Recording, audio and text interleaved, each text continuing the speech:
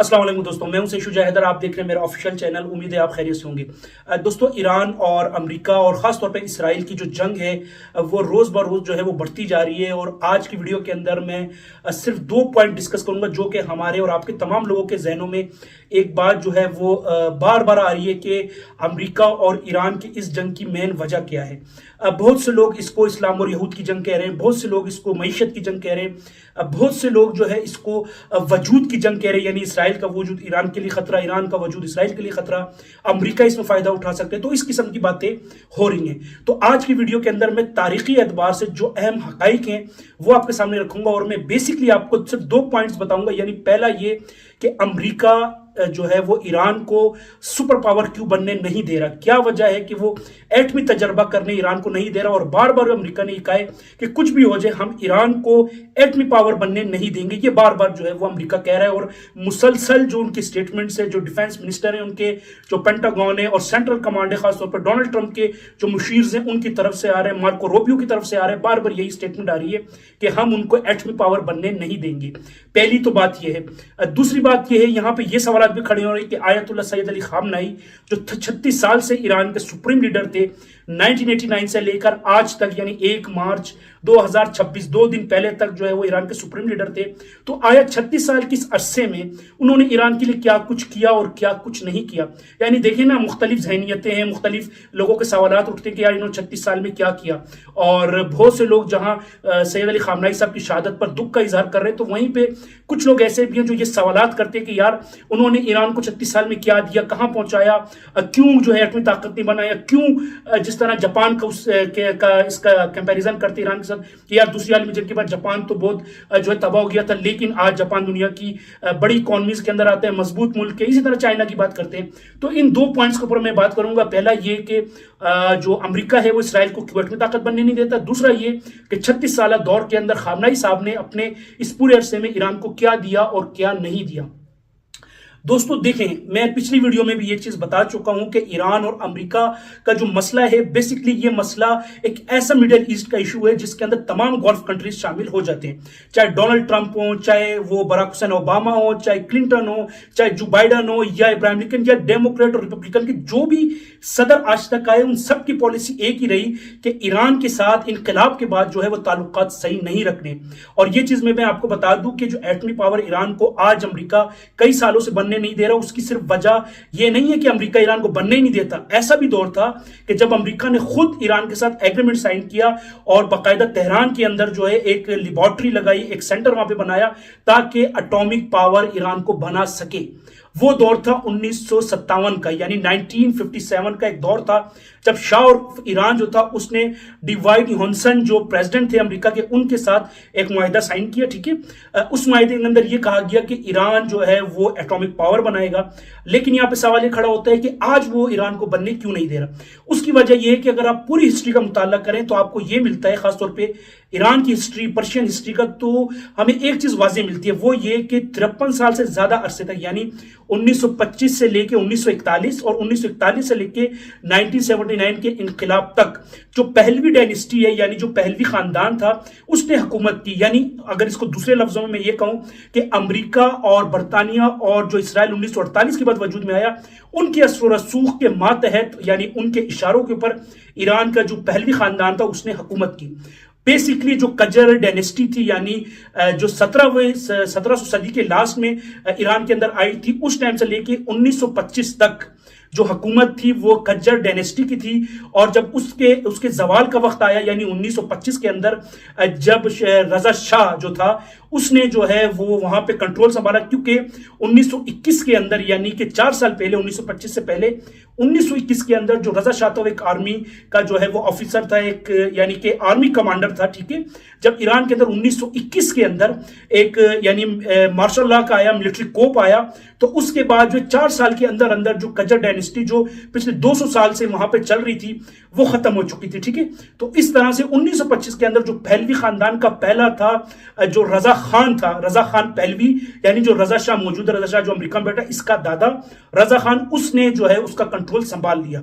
जब उसने कंट्रोल संभाल लिया तो कज्जर डायनेस्टी जो थी वो खत्म हो गई और 1925 में पहलवी खानदान का जो पहला रजा शाह का दादा और रजा पहलवी का बाप रजा खान جو ہے وہ اس نے ایران کا یعنی کنٹرول سنبھال لیا اور پوری طریقے سے ایران پہ براجمان ہو گیا.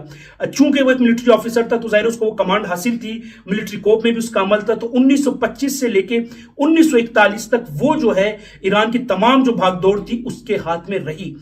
لیکن 1941 کے اندر اس کا بیٹا تھا محمد رضا پہلوی, جس کو آج بھی اگر آپ دیکھیں تو ہمیں ملتا ہے کہ یار شاہ آف ایران کا جو رضا خان کا بیٹا تھا یہ محمد پہلوی تھا, جس نے 1941 سے لے کر 1979 یعنی 180 تک انقلاب آنے تک وہ ایران کی بادشاہت اس کے ہاتھ میں رہی. یعنی دوسرے معنوں میں اس کا یہ مطلب ہے کہ اس کی تمام بھاگ دوڑ ایران کی اس کے ہاتھ میں تھی.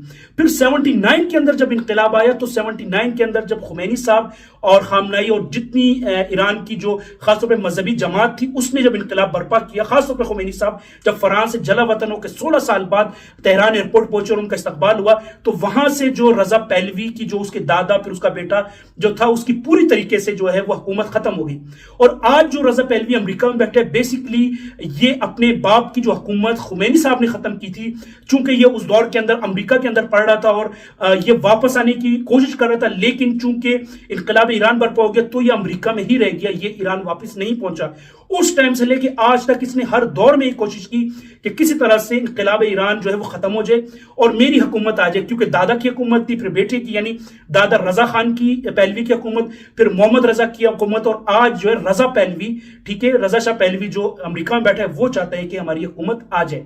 تو یہاں پہ سوال کھڑا ہوتا ہے کہ آج وہ یہ کیوں چاہ رہا ہے. اس کا بیسیکلی مقصد یہ ہے کہ وہ یہی چاہ رہا ہے کہ یار کس طرح میری حکومت آ جائے اور جو میرے باپ دادا کا دور گزرے اس کے مطابق میں حکومت کروں اور امریکہ اور اسرائیل اور برطانیہ کا وہاں پہ اثر و رسوخ ہو اور پھر جو ہے میں پوری طریقے سے جو ایران کی بھاگ دوڑ سنبھال لوں. یہاں تک تو آپ کو ایک مازین کا سمجھ آ گیا. اب وہی پوائنٹ کہ امریکہ کیوں بننے نہیں دے رہا. مسئلہ یہ ہے کہ ایسا نہیں ہے کہ امریکہ بالکل ایٹامک پاور کبھی ایران کو بننے دیتا ہی نہیں. 79 سے پہلے جو امریکہ نے یہ معاہدہ کیا تھا 1957 کے اندر کہ ہم جو ہے وہ ایران کے نیوکلیر پاور بنائیں گے.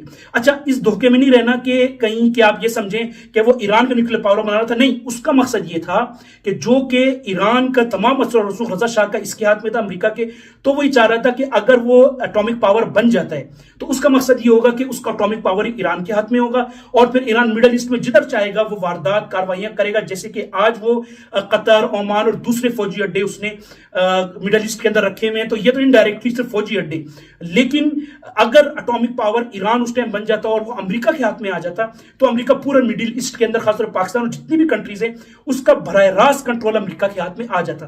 اور یہ باقاعدہ معاہدہ ہوا بھی اور اس کے بعد تہران کے اندر ایک پوری جو ہے لیبارٹری جو ہے قائم کی گئی اور پھر کوشش کی گئی کہ ایٹامک پاور بنائیں.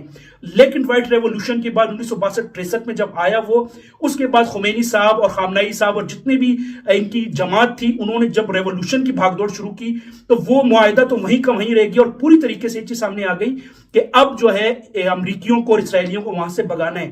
تو اس کے بعد وہ معاہدہ وہیں کا وہیں رہ گیا اور جو ایٹامک پاور بننے کا امریکہ کا خواب تھا ایران کو رضا شاہ کے دور کے اندر بنانے کا, وہ خواب وہیں کا وہیں رہ گیا. تو یہ چیز تو آپ کلیئر رکھیں اپنے ذہن میں کہ ایسا نہیں ہے کہ وہ بالکل بنانا نہیں چاہتا ایران کو ایٹامک پاور امریکہ. اب بات ہے کہ انقلاب کے بعد کیوں بنانا نہیں چاہتا. انقلاب کے بعد اس لیے بنانا نہیں چاہتا کیونکہ اب اگر ایران ایٹمی پاور بنے گا تو اس کے دو ہی وجوہات ہیں. ایک وہ ایٹم بم بنائے گا یا تو اسرائیل کے لیے یا وہ امریکہ کے لیے. اس کی وجہ یہ کہ ایران کے دیکھیں جتنے بھی ہمسایہ ملک ہیں نا, چاہے آپ اس کے اندر پاکستان لے لیں, چاہے آپ ترکی لے لیں, چاہے آپ افغانستان لے لیں, اور جتنے بھی جارڈن, شام, سوریا, یہ جتنے بھی ممالک ہیں, ایران ان کے لیے تو میزائل سے بھی جو ہے کام کر سکے اور یہ مسلم ممالک ہے, یہ ایران سے ان کو خاص ایشو ہے بھی نہیں. ایٹامک پاور صرف اور صرف بنانے کا مقصد ہے اسرائیل کو نشانہ بنانا, چونکہ اسرائیل کا وجود ایران کے لیے خطرہ ہے اور ایران کا وجود جو ہے وہ اسرائیل کے لیے خطرہ ہے. ظاہر ہے یہ تو بات تو آپ کو واضح طور پہ پتہ ہے. اس وجہ سے وہ ایران کو ایٹامک پاور نہیں بننے دیتے. ایسا نہیں ہے کہ انقلاب سے پہلے بھی نہیں بننے دیتے, اس سے پہلے میں نے آپ کو بتایا کہ انہوں نے معاہدہ کیا تھا, لیکن انقلاب کے بعد ایٹامک پاور بننے کا مقصد یہ ہے کہ امریکہ یہ سمجھتا ہے کہ اگر وہ بن گیا تو یہ میرے لیے خطرہ ہے, اور اگر یہ جو ہے ہم اس کو اگر بننے ہم نے دے دیا, یعنی اسرائیل بھی یہ سمجھتا ہے کہ اگر ایران بن گیا تو یہ امریکہ اور ہمارے دونوں کے لیے خطرہ قرار دیا جائے, کیونکہ اس کا ایٹامک بم جو ہے, بلکہ ایٹامک بم تو دور کی بات ہے, میزائل جو طاقت ہے اس تک کو ختم کرنے کی سوچ رہے ہیں, کس طرح اس کو ختم کر دیں اور ایران کے پاس میزائل طاقت نہ ہو. تو صرف اور صرف یہ وجہ ہے کہ امریکہ صرف اس وجہ سے کبھی رجیم چینج کی بات کرتا ہے, کبھی کہتا ہے کہ ہم ایٹمی پاور اس کو نہیں بننے دیں گے. حالانکہ इंटरनेशनल कवानीन में आज तक दुनिया में 9 ममालिक ऐसे हैं कि जिनके पास एटॉमिक बम है, जिसके अंदर रशिया है, चाइना है, अमेरिका है, फ्रांस है, नॉर्थ कोरिया है, इंडिया है, पाकिस्तान है, ठीक है, ये ममालिक हैं, और बरतानिया है, सॉरी 9 ममालिक जी। तो ज़ाहिर है उनको भी हक है अपना एटॉमिक पावर। तो ईरान भी यही कहते हैं कि यार हम एटॉमिक पावर क्यों ना बने, लेकिन अमेरिका ये समझते हैं कि अगर ईरान एटॉमिक पावर बन गया तो ये सबसे पहले इसराइल को मारेगा और उसके बाद सेकंड नंबर मेरा, या हम दोनों को एक साथ मारेगा। इस वजह से अब तक जितनी भी कुर्बानियां ईरान ने दी हैं, साइंसदानों की, अपने सुदूर की, इवन हसन नसरुल्लाह की और अभी खामनाई साहब की, तो अमेरिका किसी भी सूरत ईरान को एटॉमिक पावर बनाना नहीं चाहता। उसको पता है अगर ये बन गया, ये इसराइल और मेरे लिए ही बन रहा है, बाकी तो दुनिया के जितने भी ममालिक हैं उससे ईरान का कोई टकराव नहीं है मिडिल ईस्ट के अंदर, और ज़ाहिर है मुस्लिम ममालिक है। तो इसका सिर्फ मकसद है मुझे और इसको खत्म करना। और अगर इनकलाब ईरान नहीं आता, आज भी अगर रजा शाह की हुकूमत होती, उनके बच्चों की होती, तो आज ईरान यकीनन एटॉमिक पावर होता। लेकिन वो कैसा होता कि वो अमेरिका के हाथ में खेल रहा होता, जिसकी मिसालें आपके सामने, वेनेजुएला का हाल देख ले, एटॉमिक पावर नहीं, उसके सदर को उठा के ले गए। आप यूक्रेन का हाल देख ले, उसके एक दौर में उसके पास होते थे, उसने खत्म किया, तो आज रशिया उसका क्या हाल कर रहा है। इसी तरीके से आप दुनिया के दूसरे ममालिक उठा के देख लें, ताइवान को देख लें, और जितनी भी कंट्रीज हैं जिनके पास ये चीजें नहीं है, अमेरिका उसका क्या हशर कर रहा है। तो ईरान का मकसद बेसिकली, ईरान तो यही कहते हैं कि यार मैं एटॉमिक पावर सिर्फ अपने तहफ्फुज के लिए या खुद मुख्तारी के लिए बना रहा हूं, लेकिन अमेरिका और इसराइल को ये लगता है अगर वो बन गया तो इनकी नाबूदी पक्की है। तो इस वजह से अमेरिका जो है वो ईरान को और इसराइल दोनों मिलकर एटॉमिक पावर बनाने नहीं दे रहे। ये तो पहला पॉइंट हो गया। दूसरा पॉइंट यह है कि 36 साल के अंदर खामनाई साहब ने आखिर क्या किया ईरान के लिए, क्योंकि आज सवाल उठते हैं यार क्या किया खामनाई साहब ने, यानी कि 36 साल से ज्यादा अरसे तक वो सुप्रीम लीडर रहे, उन्होंने क्या किया। और जापान से मिसाल दी जाती है। देखें वो कहते हैं ना कि कम इल्मी होना, यानी कि अगर इल्म नहीं है आपके अंदर तो ज्यादा बेहतर है, अगर आपके अंदर आधा इल्म है तो वो ज्यादा खतरनाक है। यानी और नॉलेज ना होना का मकसद ये है कि बिल्कुल ही पता नहीं है ना, वो तो चलो बिल्कुल क्लियर है, लेकिन जिसकी अधूरी या गलत नॉलेज होगी तो वो ज्यादा खतरनाक होगा, क्योंकि वो गलत बातें फैलाएगा, गलत बातें स्प्रेड करेगा, और वो जो है माशरे के अंदर गलत बातें करेगा। आज लोग कह रहे हैं, आज कई लोगों से मैंने खुद भी सुना है और आपको ये मिल रहा होगा, हिस्टोरिकल तौर पर ये कहते हैं कि यार जापान दूसरी आलमी जंग के बाद खत्म हो गया था, और बिल्कुल इसमें कोई शक नहीं, उस पे नागासाका और दूसरा जो उसका शहर था उस पे एटॉमिक बम फेंके थे अमेरिका ने, लिटिल बेबी, और उसके बाद जापान खत्म हो गया। लेकिन आज जापान, चीन, दूसरे मुल्क जो हैं वो बड़े ताकतवर मुल्क हैं। तो ईरान ने 36 साल में कुछ नहीं किया। तो उनके लिए जवाब यह कि यार देखें, ईरान का मुकाबला दुनिया के किसी मुल्क से नहीं कर सकते। जितनी पाबंदियां ईरान पे लगी वो आज तक किसी मुल्क पे नहीं लगी। जितनी यानी फॉरेन पॉलिसी इसराइल और अमेरिका ने नेगेटिवली तौर के ऊपर ईरान के लिए बनाई, वो किसी भी मुल्क के लिए आज तक नहीं बनाई। ईरान और अमेरिका और इसराइल का जो मसला है वो एक तरफा है। उसकी वजह यह कि अगर आप जापान, चाइना, दुनिया के दूसरे मुल्क देख लें, पहली आलमी जंग देख लें या दूसरी आलमी जंग देख लें, उसके अंदर जो कुछ हुआ, यानी जो भी ग्रुपिंग की शक्ल में दो एक मुल्क ने दूसरे मुल्क को मारा, तो वो मसला कोई इकॉनमी का नहीं था, ठीक है। वो ये था कि इस तरह के मुआहदे हुए थे कि एक मुल्क पे हमला दूसरे मुल्क पे तस्वुर किया जाता था, तो वो ग्रुपिंग की शक्ल में वो लड़ाई हुई। लेकिन अगर आप ये कहें कि यार ईरान ने आज तक खुद कुछ नहीं किया, क्यों नहीं किया खामनाई साहब ने, तो खामनाई साहब ने 36 साल से ईरान को बाकी रखा, यानी इनकलाब के बाद से 89 से अब तक। तो यही बहुत है, क्योंकि जिस तरह से अमेरिका और इसराइल और दुनिया का यूरोप, बरतानिया, जिस तरह की हरकतें उन्होंने, जिस तरह की पॉलिसियां, जिस तरह के कानून उनके लिए पास किए थे, सर्वाइव करना बड़ा मुश्किल था, और कोई और मुल्क होता तो अब तक खत्म हो चुका होता। लेकिन ईरान बाकी रहा, मिसाइल ताकत उसने अपनी बनाई, यानी 79 के बाद जो सैंक्शंस लगी, तो आज तक उनकी सैंक्शंस लगी हुई हैं, और उसके बाद भी जो है ईरान सर्वाइव कर रहे, तो ये एक बहुत बड़ी बात होती है। अभी आप देख लें कि जो ट्रंप है वो टैरिफ लगाने का दुनिया में कह रहे, तो तमाम ममालिक के जो हाथ पांव जो है वो फूल जाते कि यार टैरिफ अगर लग गया तो क्या होगा।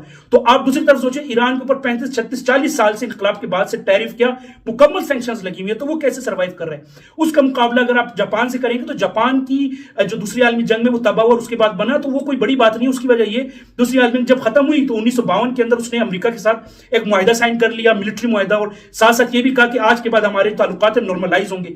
तो जापान का मुकाबला क्या ईरान से कोई करेगा, या दूसरे के दुनिया के दूसरे मुल्कों का मुकाबला क्या ईरान से कोई करेगा। ईरान का तो मसला ही, और जापान का मसला जो था वो ग्रुपिंग की वजह थी, वो दूसरे ग्रुप में थे कि जिसके अंदर उसके ऊपर दूसरे मुल्क पे हमला हुआ तो जापान ने उसका जवाब दिया। लेकिन ईरान का तो मसला ही कुछ और है, क्योंकि ईरान के अंदर इनकलाब का है, 40 साल से उस पर सैंक्शंस लगी हुई हैं, दुनिया का कोई मुल्क जो उसको मानने को तैयार नहीं है, इवन इस्लामिक मुल्क उसके साथ खड़े नहीं है। तो ईरान का मुकाबला दुनिया के दूसरे मुल्कों से करना और ये कहना कि खामनेई साहब ने क्या किया, तो ये जो मैंने आपको मिसाल दी कि 40 साल से सैंक्शंस लगी होने के बावजूद ईरान सर्वाइव करता जा रहा है। हर तरीके से ईरान पर पाबंदी, ना वो ट्रेड कर सकता है, ना वो एटमी हथियार बना सकता है, ना वो इंटरनेशनल ट्रेड कर सकता है, ना वो कोई मुआहदे कर सकता है, ना वो अपने पुरजे बना सकते हैं, ना वो इंटरनेशनली तौर पर कोई इंपोर्ट एक्सपोर्ट कर सकते हैं। इन तमाम चीजों के बावजूद ईरान का सर्वाइव करना बहुत है। दूसरी तरफ अगर आप जापान या दूसरे मुल्कों को देख लें, उनके ऊपर कोई ऐसी सैंक्शंस नहीं लगी, उनके ऊपर कोई ट्रेड, इंटरनेशनल इंपोर्ट एक्सपोर्ट या किसी भी किस्म की ऐसी पाबंदी नहीं है जो ईरान के ऊपर है या दूसरे मुल्कों के ऊपर जो है लगी हो ईरान जैसी।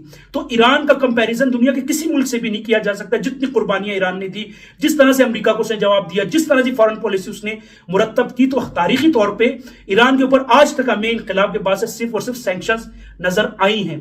अगर उसका मुकाबला आप दुनिया के जापान या दूसरे मुल्कों से करेंगे कि यार वो इतने आगे चले गए, वो चले गए, तो यार उनके ऊपर ना सैंक्शंस लगी थी, ना उनके ऊपर कोई ऐसी पाबंदियां थी, ना यूनाइटेड नेशन में उन पे पाबंदी थी, ना दुनिया के दूसरे फोरम्स के ऊपर उन पे पाबंदी थी, इवन उनका नाम दिखाना भी जो है वो पाबंदी थी ईरान की। तो इसका मुकाबला दुनिया के दूसरे मुल्कों से कैसे हो सकते? जापान ने दूसरी आलमी जंग के बाद जो मुआहिदा कर लिया अमेरिका से, फिर उसके बाद खैर खैरियत, इस तरह के दूसरे ममालिक दुनिया के उन्होंने मुआहिदे कर लिए, खैर खैरियत। ईरान का तो मसला ही कुछ और है। ईरान तो मुआहिदे की दूर की बात, उनके तो ताल्लुकात ही बिल्कुल खत्म हुए हैं और सैंक्शंस लगी हुई है। और सैंक्शंस लगने के बावजूद ईरान का अमेरिका जैसे सुपर पावर, इसराइल जैसे कंट्री को जो मिडल ईस्ट के अंदर ही मौजूद है, उनको जवाब देना, उनके खिलाफ खड़ा होना ही एक बड़ा जो है अमल है। इससे ज्यादा जो है वो आपको क्या मिलेगा कि ईरान और इसराइल जैसे वर्ल्ड पावर्स को ईरान जो है उनकी आंखों में आंखें डाल के बात कर रहे हैं। तो ये तारीखी तौर पे हमें ये समझना पड़ेगा कि ईरान का कंपैरिजन हम दुनिया के किसी मुल्क से नहीं कर सकते। और ये कहना कि सैयद अली खामनेई 36 साल रहे, उन्होंने क्या दिया ईरान को, तो ईरान को उन्होंने कुछ दिया नहीं दिया। 40 साल से सैंक्शंस के बावजूद ईरान को सर्वाइव कराना, अमेरिका की बात ना मानना, उसके सामने खड़े रहना और मुल्क को लेकर चलना, इतनी पाबंदियों के बाद भी, और ईरान आज भी खड़ा है और इतने यजाइन आपके सामने, इतनी शहादतें उसकी हो चुकी है, इतने लोगों को उनके मार चुके हैं, उसके बावजूद ईरान खड़ा है और जवाब दे रहा है। तो मेरे ख्याल से यही एक इतनी बड़ी अचीवमेंट है ईरान की, जो कि दुनिया के किसी मुल्क को भी मयसर नहीं है।